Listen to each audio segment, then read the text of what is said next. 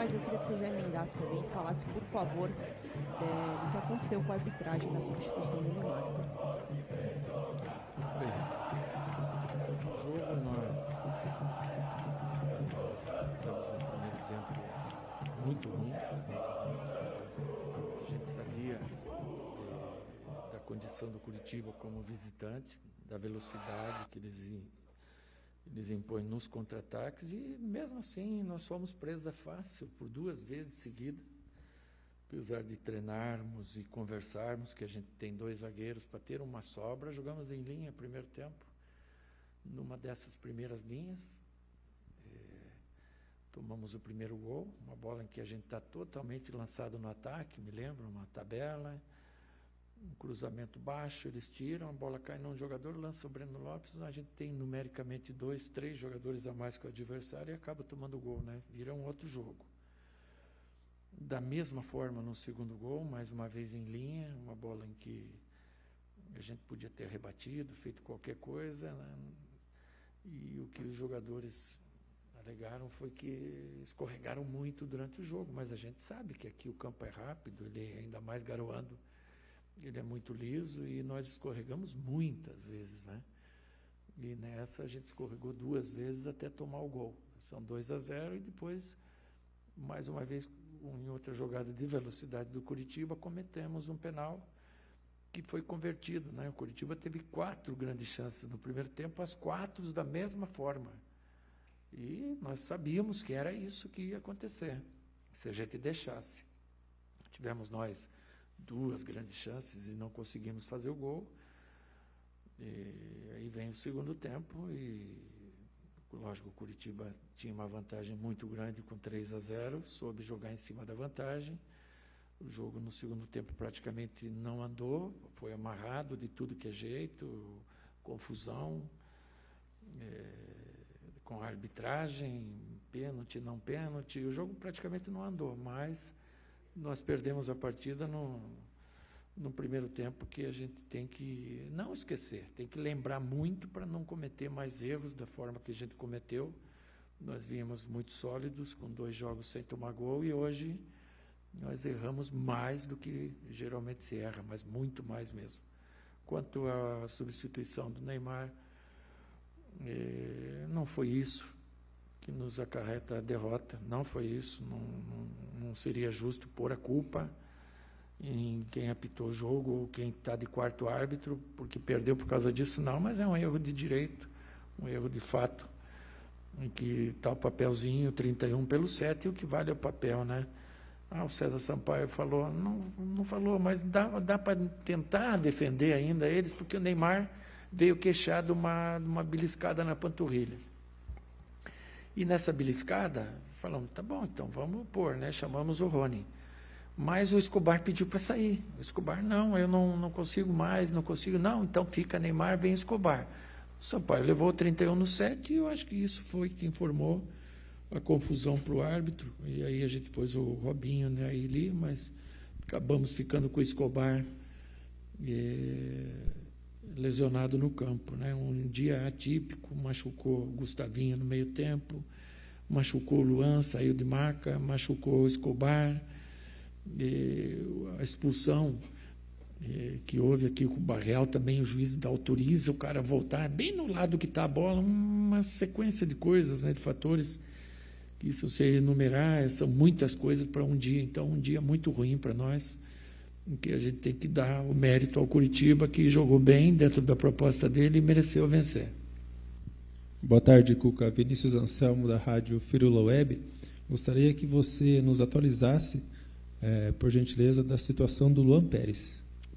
Eu não sei ainda. Ele saiu no protocolo de convulsão, então a gente ainda não tem um diagnóstico dele. Cuca, aqui. Boa tarde, é Renato Rodrigues, Tax Sport por Esporte. Eu queria que você comentasse as substituições em relação aos 11 iniciais. Nas últimas partidas, você começa com o Barreal, no meio de campo até com o Oliva, e hoje você opta por Moisés, opta também por começar com o próprio Gustavinho e o Arão. Eu queria que você comentasse um pouco sobre essa mudança dos 11 iniciais. Eu sei que hoje não tem justificativa para nada, tudo que vier aqui vai ser justificativa. Nós temos perdido muitos jogadores, perdemos 2 no último jogo, né? O João Schmidt e o Gabriel Menino. Tanto o Barreal quanto o Oliva estavam com incômodos na panturrilha, campo pesado, molhado. Nós resolvemos deixá-los para uma segunda parte do jogo, até para não correr o risco de perdê-los também. Então, lançamos daí os outros dois que entraram em lugar deles. Mas acho que não foi isso. Foi a maneira atípica que nós jogamos o primeiro tempo, e depois de tomar o primeiro e o segundo gol, fica tudo muito mais difícil. Eu confesso para você que dá uma dor muito grande em mim, de não poder dar uma alegria para o torcedor que se pôs presente hoje, da forma com que ficou incentivando o jogo inteiro sem vaiar. Pedir desculpa a eles e prometer que as coisas vão mudar para melhor. Pode confiar. As coisas vão mudar para melhor, mas requer um tempo. Cuca aqui, Guilherme Barga, Baixada Esporte. Hoje o Gustavo Henrique voltou para a equipe titular do Santos. Como você avalia a atuação dele e se ele está 100%? Treinou normal, jogou uma parte no último jogo, estaria 100%, mas infelizmente não estava, né? Também aconteceu isso com o Gabriel Menino, e a gente põe jogadores, lógico que eles têm que estar liberados pelo DM, mas são riscos que se correm, né? São muitos jogos, intensidade muito grande, e infelizmente ele sentiu de novo e teve que sair no meio tempo. Cuca, boa noite. Rafael Dias, Bolado Podcast. Cuca, o Santos não vem bem em várias situações, até antes de você chegar no clube. E o torcedor hoje, devido à partida que foi apresentada, o futebol que foi apresentado, ele sai transtornado do estádio. Como que recuperar a confiança do torcedor? Quarta-feira tem um jogo importante. O que você passa por torcedor? Bem, eu sou treinador desde 1998, né? Eu acho que a primeira coisa que tem que acontecer é o treinador ter estrutura, alicerce para saber administrar esse momento como o maior responsável. Não adianta eu vir aqui falar mal de quem já está mal. Se isso aí resolvesse alguma coisa, não é isso. Também não vou falar mal de quem está mal. Então, é resolver internamente. E Deus é tão bom que Ele já te dá na quarta-feira a chance de você mostrar que isso foi um acaso do destino e que a gente pode classificar na Sul-Americana em primeiro, dependendo só de nós. O brasileiro preocupa, porque está tudo muito embolado ali atrás e a gente tem que reagir. Cuca, bom dia, boa tarde. Luciano Dias, do De Olho no Peixe, Intercâmbio Santista. Ô, Cuca, como esses problemas com os jogadores vêm atrapalhando também o seu trabalho? Você, às vezes, planeja montar um time num esquema e, numa noite, você tem o Igor Vinícius com febre, não vem para o jogo. Tem também os outros jogadores que sentem, o Barreal e também o Oliva. Como isso também atrapalha o seu trabalho, o seu planejamento para a partida? Obrigado. O que acontece? A gente ainda busca o equilíbrio da equipe, né? A gente tem, por exemplo, pegaram muito no pé do Mike hoje. Ele não fez um grande jogo, mas o Mike não está 100% para jogar. Ele está vindo no esforço, né? Ele vem de um quadro de vírus muito forte. O Igor passou mal de ontem para hoje. Perdi o Igor de ontem para hoje. Ele estava escalado. Mike, como é que você está? Não, vou cooperar. Enfim, não serve de justificativa, mas a gente estava com carência ali, como a gente tem a carência do outro lado também, com o Escobar, que pediu para sair, né? Nós temos ali a falta de um outro lateral, porque está machucado, né? O Lira operou, tal. Então, a gente tem que equilibrar todo esse processo no meio do ano. E esse meio do ano vai ter que ser muito bem trabalhado pela diretoria, e pelo Alexandre, para que a gente possa encontrar o equilíbrio de equipe e fortalecer o nosso elenco, fortalecer o nosso time para um segundo semestre ser melhor, mais produtivo do que foi esse primeiro. Cuca, aqui do seu lado esquerdo, Pedro La Roca, Energia 97 FM, boa tarde. Ainda nessa questão da parte física, me parece que a escolha pelo Oliva começar no banco de reservas tem a ver com isso. Se foi realmente uma questão física, por que já colocá-lo com 30 minutos, ele joga ali cerca de 60 minutos, e não começar com ele nos primeiros 60 minutos? Porque a gente não tem uma bolinha de cristal para saber o que vai acontecer, né? Se nós estivéssemos ganhando o jogo, era para nem ter utilizado ele. Né? Daí a gente seguia com isso. Se nós não tivesse sentido a lesão do Gustavinho, se nós estivéssemos bem, não tivesse que fazer uma troca já no primeiro tempo, mas você jogou o Mike contra a torcida? Não, eu preservei o Mike, é o contrário. Daquele momento em diante, desde que ele fosse bater na bola em qualquer momento, a pressão da torcida ia vir grande em cima dele, e ninguém é super-herói. Eu me lembro quando eu jogava, se tivesse todo o estádio contra, era difícil reverter. Mas a gente continua com confiança nele, ele segue sendo um grande jogador, um grande profissional, e hoje foi um dia ruim, não só para eles, mas para todos nós. Para mim foi ruim. Me diga um jogador do Santos que jogou bem hoje, fala para mim um. Pô, esse cara jogou bem. Então é um dia em que, normal no futebol, 7, 8 vão bem e carregam 3 ou 4 que não vão tão bem. Hoje foi todo mundo muito mal. A reclamação interna era que, né, escorregaram demais, não se adaptaram ao campo, mas não tem o que fazer. Hoje é lamentar a derrota, tirar proveito em cima disso, dói muito, mas a gente tem que pensar bem no que vai fazer quarta-feira, que é o dia da gente se desculpar sem falar nada e sim com atitude.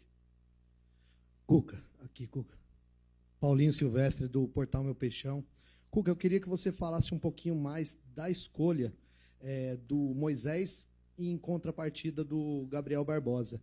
E também, falando do Gabriel Barbosa, o questionamento muito dos torcedores é que ele está saindo muito da área. É um jogador que não fica constantemente dentro da área, como ele fez na maior passagem da carreira dele, que foi no Flamengo, onde ele ficava muito dentro da área. Hoje é um jogador que pouco está dentro da área como opção. Isso é uma solicitação da comissão técnica ou é o jogador procurando outros posicionamentos em campo? Não. Se você olhar o Gabriel em todos os times que ele jogou, você vai ver que é uma característica dele, né? Ele não é um 9 fixo de jogar de pivô, de referência. Ele é um cara que flutua, então isso aí é dele, não tem como tirar. O time vinha bem nas 2 partidas que jogou sem ele, jogou de uma forma bastante interessante, com toques curtos, que hoje não conseguiam encaixar. Então, as alternativas que a gente tem de colocar outros jogadores, tentamos a velocidade pelo lado com o Moisés. A gente sabia que o lado direito deles ia ter um jovem, quem sabe a gente tivesse proveito ali, mas o jogo não ofereceu essas condições, infelizmente. Cuca, tudo bem? Anitta Efraim, aqui do canal Gold. 2 perguntinhas. A primeira, sobre o preparo físico da equipe. Você considera que esse foi o grande diferencial em relação ao jogo de quarta-feira? O time estava melhor fisicamente, por isso conseguiu impedir os contra-ataques do Coritiba, que é a principal jogada deles. E a segunda, Neymar joga na quarta-feira, independente da convocação amanhã ou não? A parte física ela tem muito a ver com a situação de jogo. Quando o jogo ele é atrativo para você, como foi quarta-feira lá, você se posiciona bem e sai de campo sem cansar. Quando o jogo perde o seu comando, como perdeu com o primeiro gol, você vai correr o dobro e vai produzir menos. Hoje, quem teve a vontade, a la volonté, no jogo foi o Coritiba, que se posicionou certinho no segundo tempo, explorou alguns contra-ataques, fez o tempo passar, do mesmo jeito que nós jogamos lá na quarta, então não tenho o que reclamar. Mérito deles, souberam jogar e venceram, infelizmente, para nós. O Neymar, pela batida que ele levou hoje, é uma batida, não é uma questão muscular, uma batida. Eu acho difícil ele ter a condição ali pelo que ele estava falando lá dentro, mas vamos esperar. Isso aí é coisa rápida também, no máximo uns 4, 5 dias ele já está bom. Não. Vocação não. A gente tem que pensar em nós aqui. Cuca, boa tarde. Marcelo Lopes, do Kim Ribeiro Esportes. Cuca, os últimos 2 jogos, praticamente a formação foi a mesma formação tática e quase os mesmos jogadores, só teve alteração do do Diógenes pelo Brasão, deu tudo certo e o Santos conseguiu vencer os 2 jogos por 2-0. Porém, o Santos tentou manter a mesma tática hoje, certo? Dentro da minha leitura, pelo menos, era a mesma tática dentro do gramado, com outros jogadores por conta de desgastes. Posso estar errado, mas eu fiz essa leitura. Na minha opinião também, é uma estrutura que deixa o Santos com poucas opções ofensivas. A gente pode esperar isso para os próximos jogos também, o Santos com poucas opções ofensivas, porque os jogadores mais adiantados que a gente via em campo nesses últimos jogos eram o Neymar e Roleiser. E demoravam para o Santos fazer essa transição de chegar rápido ao ataque. Deu certo nos últimos 2 jogos? Deu. Mas hoje, por questões aí de campo e etc., não deu certo. O Santos, o Neymar e o Gabigol, por exemplo, não vão mais atuar juntos ali na frente desde o começo do jogo. Como você encara essa formação tática aí para o Santos ter mais força ofensiva? Você tem razão. Tem mesmo você tendo o controle do jogo, a toqueira, como a gente fala, você tem pouca velocidade na frente. Isso é muito importante ter também. Por isso que a gente tentou hoje ter com Moisés. Então a gente tem que buscar alternativas, né? E aí, assim, eu abro meu coração sem problema nenhum. Aí quando você põe um Rony para fazer esse trabalho, ele já entra pressionado. Se você puser o Lautaro para fazer isso, Deus o livre. Já entra pressionado, o próprio Tassiano. E daí eu pergunto para você, como é que a gente faz então? Se você tem o jogador, você tenta recuperar o jogador, porque são eles que nós temos, são eles que nós vamos precisar. Então, numa derrota de 3-0, eu venho aqui falar e pedir para o torcedor que tenha paciência. Porque são esses jogadores que nós temos e são eles que vão resolver para nós. No segundo semestre, aí as coisas podem mudar conforme se consiga fazer ou não sei. Mas a curto prazo, a gente tem que confiar nesses rapazes aí, dar a eles o direito deles jogarem e julgarem depois do jogo. Não pelo que já aconteceu, eu sei que é duro. Pô, mas é tanto lá tal. Mas o cara que entra já pressionado, o simples para ele já não sai simples. E depois, eu te falo mais, quando vier um dia que você vai jogar contra esses caras, eles viram o bicho. Viram o leão contra você vê, pô, mas miserável aqui, não jogava bem. E assim é o ser humano, ele é movido à confiança. E a gente tem que recuperar a confiança deles, mesmo com uma derrota de 3-0, eu tenho confiança que eu vou recuperar a confiança deles e nós vamos sair bem ainda. Não, talvez não imediato, mas até o fim do ano pode me cobrar. Última pergunta. Cuca, Felipe Dias, Versus Esporte. Ô, Cuca, hoje você optou em dar um espaço para o Robinho. E já fazia tempo que ele não entrava e, na sequência, antes você estava dando mais oportunidades ao Rony e também ao Lautaro. Por que hoje a opção do Robinho e ele vai ter mais espaço futuramente? Porque a gente já tinha, né, nessa hora aí, o Neymar e o Gabriel por dentro, então não caberia mais o Rony.